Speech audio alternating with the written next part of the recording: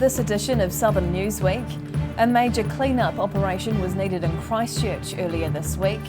A Roxburgh woman has claimed the title of Queen, and the new Ashburton Library and Civic Centre is taking shape.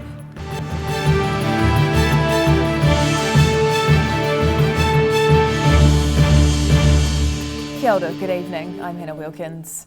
A major clean-up operation was needed in Christchurch earlier this week after a truck crashed while navigating a tight hill bend. And while the large truck blocking the road caused enough disruption, it was the contents of the vehicle that made things worse. A very smelly problem in South Christchurch this afternoon after a Portaloo waste collection truck crashed on a bend, causing a massive stink. The truck overturned at the top of this hill in the suburb of Craycroft, sending human waste streaming down the road. 2 fire appliances from the Island and Wigram stations attended the crash shortly after 1:30 p.m. on Tuesday. The driver wasn't trapped in the crash and managed to escape the cab, but they were treated by ambulance staff at the scene. Worsley's Road was closed to all traffic for a few hours, while fire crews secured the scene and waited for a tow truck to remove the vehicle. In Christchurch, the South today. Sparks flew at the first mayoral forum in Queenstown recently, with one of the candidates walking out after just 25 minutes. Candidate Alistair Angus left the stage, saying he'd been treated unfairly compared to some of the other 5 candidates. Is there anybody else here that is against the Three Waters takeover? Put your hand up. So what's your vision, Al, for Queenstown? We're just doing an introduction here. We'll come back. We'll come back to it. I didn't interrupt you. Yeah, okay. Well, I said to the start I will interrupt you, just by the way. What started as a squabble at last night's mayoral forum in Queenstown ended with candidate Alistair Angus walking out after just 20 minutes, saying he'd been treated unfairly compared to some of the others. Appreciate you coming along tonight. The remaining 5 candidates stayed on stage to discuss topics organised by the Queenstown Business Chamber of Commerce. The topics that were really most discussed, I guess, were housing, our workforce issues, our infrastructure and how we diversify our economy. However, some of those who attended said there were other topics also worthy of debate. Nobody's talking about climate change. That was probably a big disappointment for me tonight. Mayor Jim Bolt has chosen not to stand again following 2 terms at the helm of Queenstown Lakes. In Queenstown, the South today. A Roxburgh woman has claimed the title of Queen, the Alexandra Blossom Festival Senior Queen, that is. Shirley Marsden was crowned this week at the Alexandra District Club ahead of the festival this weekend, taking her by surprise. But the winner, the Blossom Festival Senior Blossom Festival Queen for 2022, is Shirley Marsden. Welcoming applause for this year's Senior Queen of the Alexandra Blossom Festival. Roxburgh woman Shirley Marsden claiming the prestigious award this week during a special high tea at the Alexandra District Club. She received the title for running the Teviot Valley garage sale, but wasn't expecting to take home the crown. Not at all. Absolutely not at all. I just thought, no, I don't do enough, but there you go. The Senior Queen competition has been a mainstay for the festival since 1996. Judges decided Marsden was the pick of the nominees, but it's the first time a Roxburgh representative has ever been crowned. Yeah, we were wondering. Yeah, we've never been in before. I don't think they've had a contestant before either. Marsden will get to sit on her throne this Saturday morning as the popular Blossom Festival parade makes its way through the central Otago town. In Alexandra, the South today. Christchurch councillors have voted against changing the city's planning rules to follow government directives around housing intensification. The government wants to relax the rules to enable more housing developments, but many residents are concerned that would impact their local neighbourhoods. Putting the brakes on government moves to cater for the country's growing population. New national standards for housing density are about to be rolled out, aimed at increasing the supply of units, townhouses and apartments. But Christchurch City councillors are rebelling against the rollout. Those rules would allow up to 3 homes of up to 3 stories tall, built on most residential sections across the city, without planning permission. Councillor Johansson believes the plans would mean more property investors were able to buy more housing stock at the expense of first home buyers. You enable people that already own something to buy more speculative investment type properties or own, small apartments that get turned into Airbnb, short-term accommodation rentals, without actually addressing that real issue of how can people afford housing and homes. He says since the earthquakes, the city has had repeated controls imposed on it by central government. We have spent the last decade literally rewriting our district planning to enable more density, more intensification, with less community notification and less urban design, and people are just fed up with it. Councillors have written to the Environment Minister expressing their strong concerns. The risk is the government could step in and implement the changes itself, or put a Crown manager in charge of the city. But Christchurch councillors are hoping the Beehive listens to their arguments and considers what's best for the local community. In Christchurch, the South Today. The new Ashburton Library and Civic Centre is taking shape. Ashburton District Council gave a tour of the construction site recently, showcasing what will be in store for locals when it's complete. Walking around what's soon to be Ashburton's new library. Progress on the Library and Civic Centre is heading in the right direction, according to Ashburton District Council. The council's giving a tour of the 3-storey building, with its construction coming along nicely. It's coming along really well. We're about halfway through the build. It's so exciting. The space is going to be absolutely wonderful. We're standing where you'll be able to get a coffee and borrow a book, and the rest of the building's starting to take shape. So we're really excited about where we're at. The new library is combining with the historic Pioneer Hall building, its design reflecting a modern library. The council says there'll be plenty of books for readers, but the building's focus will be around creating a community hub. The $56 million build will be finished in October 2023 if everything stays on track. In Ashburton, the South Today. Launching a rocket, building a satellite and exploring the solar system were all on offer this week for Dunedin school students. They were taking part in Otago Museum's newest Out of This World exhibition, exploring where in the universe it might take them. Powering up their rockets and preparing for liftoff. These George Street Normal school students are exploring different aspects of the universe as part of the Tuhura Tuarangi Aotearoa in Space workshop. The interactive exhibition features a range of activities, from students flying a space shuttle in virtual reality through to building satellites. Kids are trying to build right now and see if they can work out what they're going to do. If they can launch a satellite into space, what science they're going to do with that. The students even getting the chance to see some space junk. This titanium tank from the Russian Cosmos 482 space probe crashed onto a North Otago farm in 1972. And this is the very first group of children from George Street Normal School that are celebrating with us as we open this showcase. The exhibition's having a soft launch ahead of next month's school holidays, with the Otago Museum planning to hold a range of space-based activities. In Dunedin, the South Today.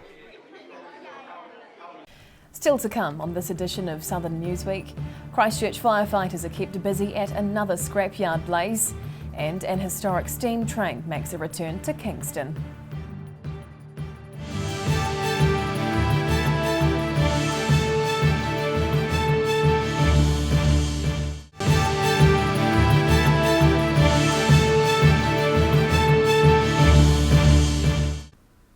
Tēnā koe, welcome back.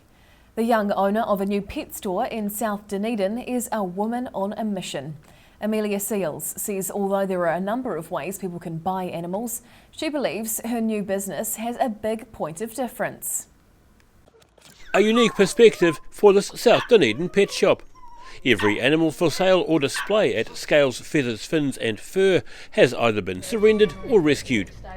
22-year-old Amelia Seals set up the new venture this month, but already has a lengthy history of looking after animals. I have run Axolotl Rescue New Zealand since I was 8. She says she was fortunate to have a mother who's a veterinary nurse, as she brought home every type of stray animal when she was young. That inspired her to open the business Scales, Feathers, Fins and Fur earlier this month, pursuing a venture that suits an animal lover. Literally just one day I decided, went on Trade Me, had a look at buildings and found this place, and yeah. And while there are the expected cats, dogs, fish and more, Seals says more rare types of animals have been surrendered too, including these illegally imported geckos. There's also a few members of the rodent room among her menagerie. Ferrets are usually considered pest animals, but Seals insists she's got a functional relationship with the Department of Conservation. Her new business on King Edward Street is a step up from having a crowded animal house, but she has plans to expand. The aim is to hopefully move on to farmland in a few years and expand even more. And while her goal is to find forever homes for the animals, Seals says people are welcome to simply come and pet the furry members of the flock. In Dunedin, the South Today. Firefighters battled a large blaze at a Christchurch scrap metal yard earlier this week in Woolston. 8 appliances were needed to bring the fire under control, the blaze coming just a month after another scrapyard fire in the suburb. Residents in Woolston had a sleepless night, with many reporting loud bangs as firefighters battled another large blaze at a Christchurch scrap metal yard. Emergency services were called to the fire at Lohman Auto Parts on Kenaway Road in Woolston about 10:30 p.m. on Sunday. 8 fire appliances were needed to bring the well-involved fire under control. A number of vehicles at the yard were destroyed. The blaze comes a month after another scrapyard fire on nearby Garlands Road. CCTV footage from the scene showed 4 people on the site at the time of the incident. A Fire and Emergency New Zealand spokesman says the cause of the Kenaway Road blaze is as yet unknown. Police and a fire investigator are on site this morning. In Christchurch, the South Today. World-renowned New Zealand dancer Michael Parmenter is nearing the end of his tenure as the Caroline Plummer Dance Fellow at Otago University. During his time in the city, he's been trying to get Southern feet moving through a range of community dance projects. Always one to put his best feet forward, but Michael Parmenter's time in Dunedin is almost coming to a close. Okay, so this week marks the last period of my fellowship as Caroline Plummer Fellow in Community Dance here at Otago University. The experienced dancer and choreographer is planning to go out in style with a series of special events in the city this weekend. They'll highlight the bellfolk style of dancing he's been teaching while based in Dunedin. And he believes the lifting of COVID restrictions means this weekend's schedule of events could be a great way of raising people's spirits. This seems like a very appropriate time to get back out dancing again. I think community dance is probably the best antidote to the lockdown that we could ever pursue. Parmenter's pleased to have been able to spend time back at the university where he learned to dance many years ago. He's looking forward to introducing Dunedinites to old school folk dancing in a final fling before leaving town. In Dunedin, the South Today. The town of Kingston was transported back to the golden age of steam recently.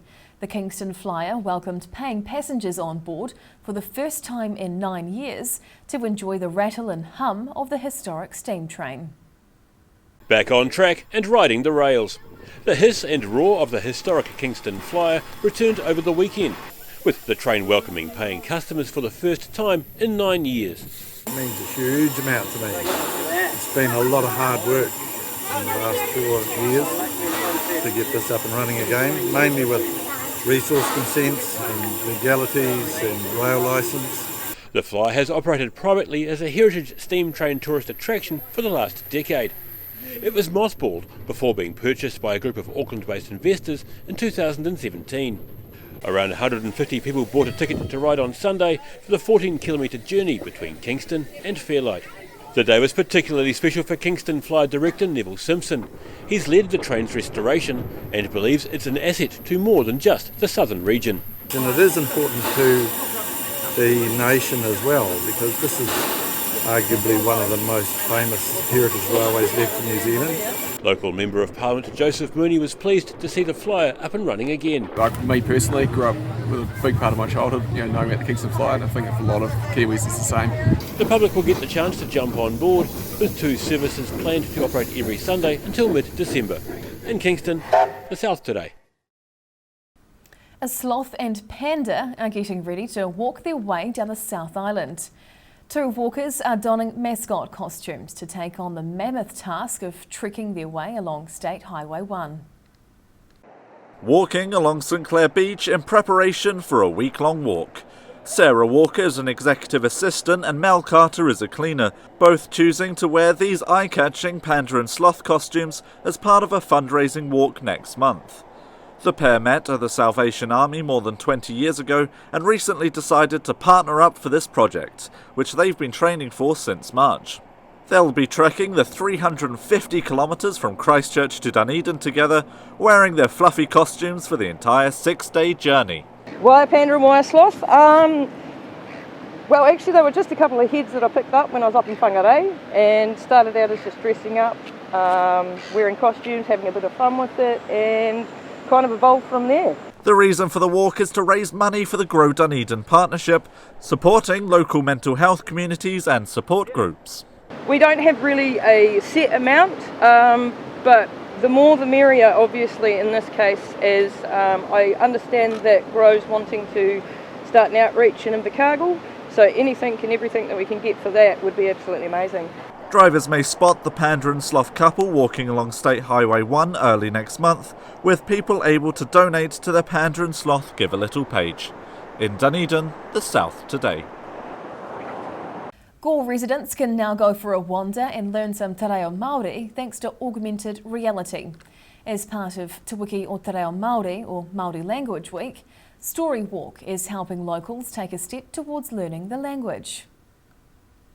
Walkers start at Gore's Aviary, following the Story Walk signpost through the public gardens, reading Kay Mortimer's I Whakaaro Noa O on their stroll. But for those worrying about their pronunciation, a useful app is at hand. An AR, augmented reality app that goes alongside it to be able to hear the te reo spoken by Whaiajaki eels as you're reading the pages. So if you want to learn how it should sound when it's read out loud, then you've got some help. Each of the 18 signposts on the walk has a QR code, with people using their phones and scanning as they go. I Whakaaro Noa O is running on Story Walk in Gore until mid-October. After the break on Southern Newsweek, the roar of rally cars returns to Canterbury, while dragon boats take to the water for a good cause.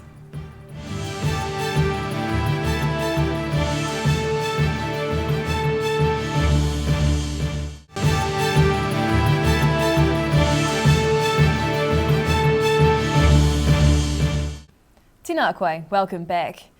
The type of engine didn't matter, with results coming down to the skill of the drivers at the Ashley Rally Sprint north of Christchurch.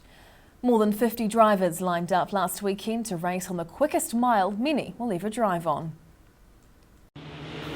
After a 2-year COVID-enforced break, the winners' margins for this year's Ashley Forest Rally Sprint came down to just a couple of heartbeats after 2 days of racing. It was a battle that could have gone either way between Cromwell's Hayden Patton and Sloane Cox of Rotorua.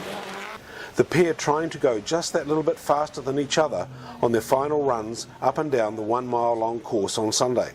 Yeah, no, it's good. It's always good to have competition. Competition's basically what we thrive off to help us push, and we're learning a lot about this new electric car. So yeah, we're making progress. We've got a lot left in the tank, but Sloane will have a lot left in the tank as well. So looking forward to seeing how the day progresses.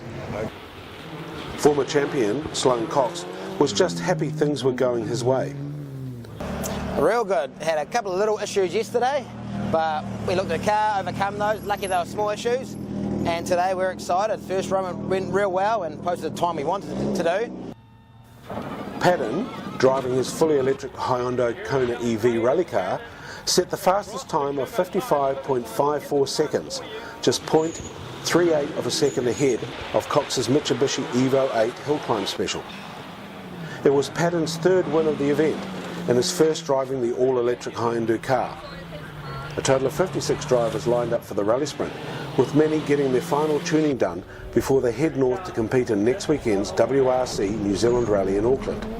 In Rangiora, the South Today.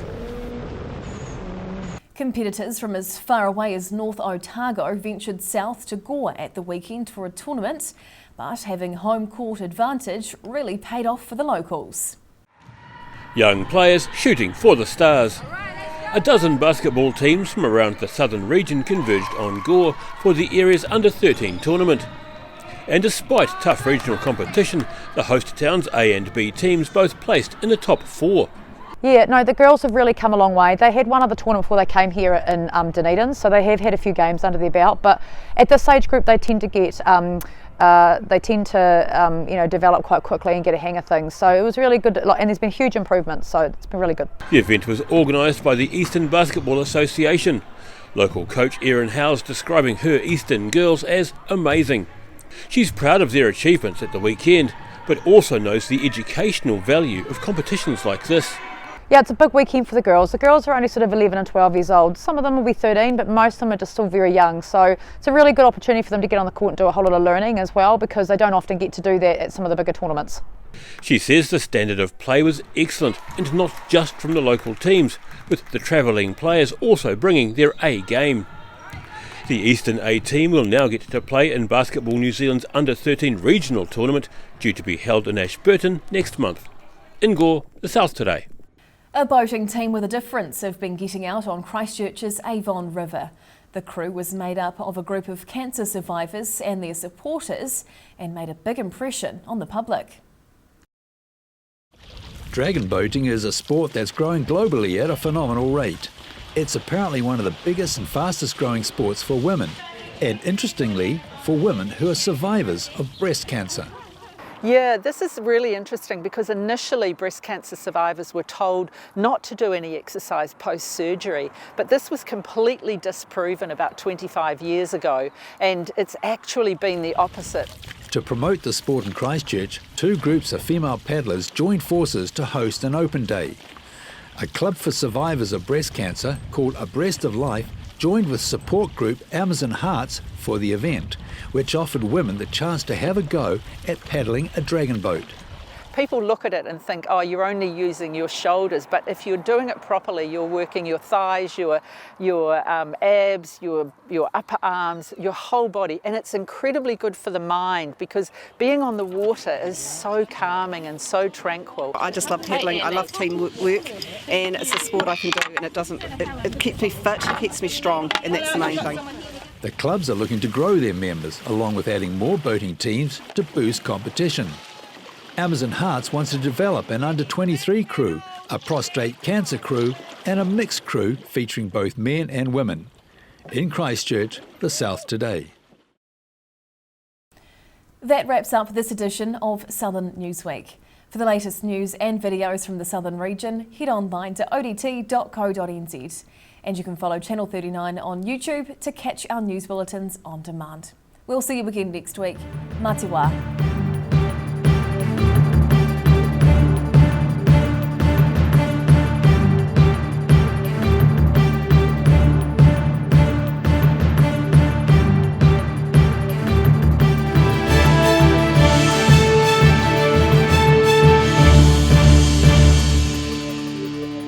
Public interest journalism funded through New Zealand On Air.